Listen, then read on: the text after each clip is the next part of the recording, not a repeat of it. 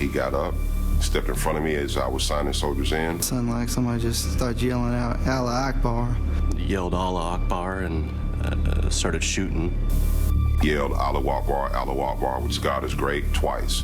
Reached up on the right side of his ACU top, pulled out his weapon with his right hand, fist and palm, turned the lasers on, pointed the weapon at the other soldiers that were sitting down in the chairs, and he started discharging his weapon inside the building. Survivors of the Fort Hood shooting recounting the horror of that deadly day.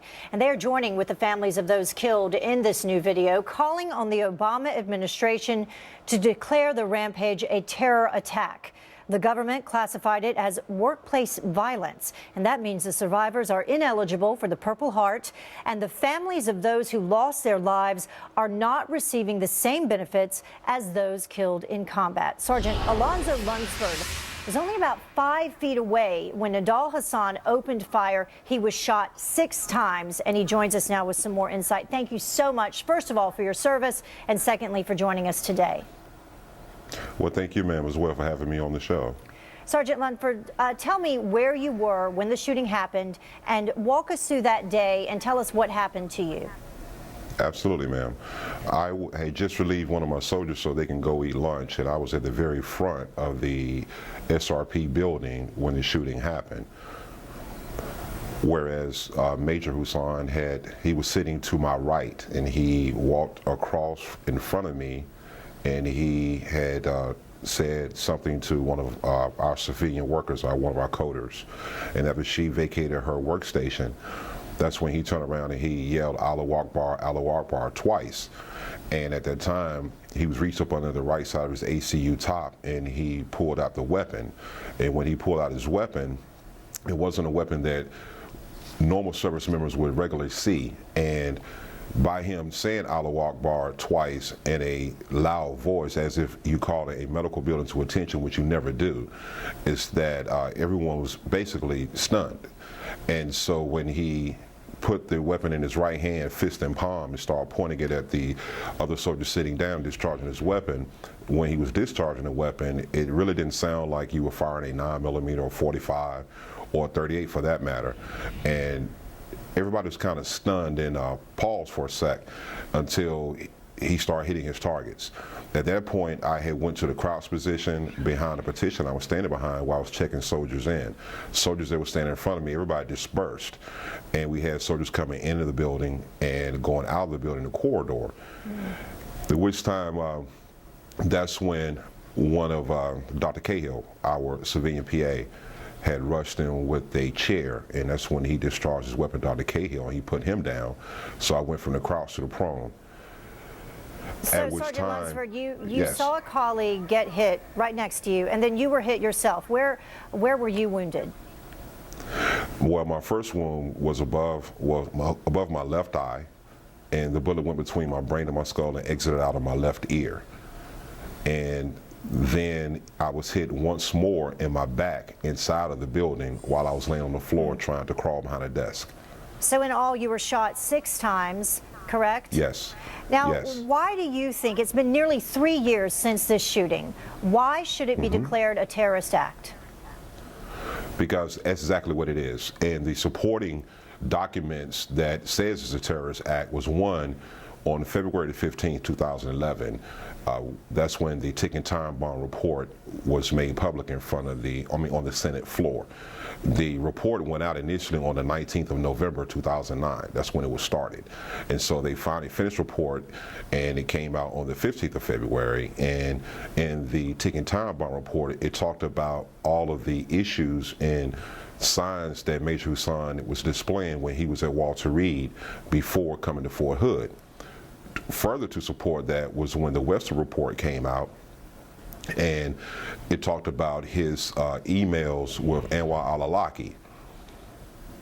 Now, by it not being declared an act of terrorism, that affects you in terms of both benefits and being eligible for the Purple Heart, correct? Yes, ma'am, it does. And so if it were to change, how would your benefits change? Well, first, I would be awarded, well, not only myself, but the 14 that were killed that day, and the 32 that were wounded, we will all be awarded the Purple Heart. The 14 will be awarded the Purple Heart posthumously, and then our benefits for those of us who are medically retiring or retiring, our benefits would change, which would be for the better. Now, I want to ask you this question. There's a group that's called the Yes. Coalition 160. It started last year. 2 Texas lawmakers, they're backing the group to declare this an act of terrorism. Earlier this month, they wrote a letter to both the Secretary of Defense and Secretary of the Army, and in it they say, it is clear to us that if it were not for what appears to have been political correctness, the Americans killed in this attack and those who are wounded would not still be suffering. Do you believe that this was a matter of political correctness? I do. I do. At this point, it appears that everything is working in Major Hassan's favor. He's not the victim. We're the victims. And the initial act of how he did the shooting on defenseless, unarmed soldiers, that's a cowardice act.